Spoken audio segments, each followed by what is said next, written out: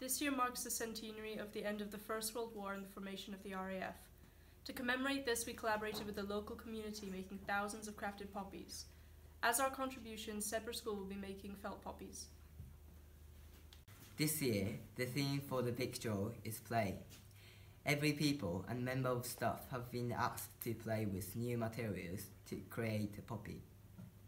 Okay, in your pack you will have some red felt, some green felt, and black felt, and a template. With the template, you'll draw around it on the red felt and then cut it out. Right, so once you've got your red bits of felt cut out, you can also cut out the leaves. And from there you can either glue or stitch it all together.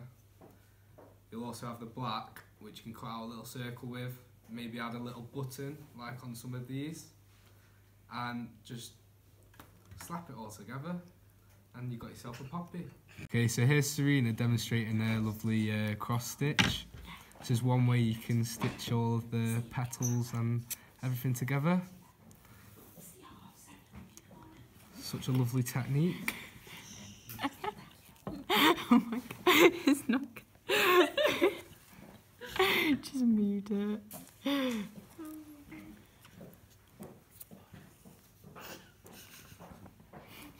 Pause it. And so here's a range tooth we already made, and oh wow, this is a nice one. You can see around the edge they've used a nice blanket stitch, and they've also stitched into the leaves to add a little bit more detail. We've got some others here. They've added lots of stitching for more detail too, also in the leaves, and they've actually stitched everything together through with the button. There's a more basic one here, which is just plain. I think, oh no, they've stitched that one too. This one's sort of raised up, sort of thing. This one's got 2 buttons on it with lots of different coloured petals on, and this person's even used some different sort of felt to make the leaves. And yeah, just make it your own, guys. It's all about what you want to do.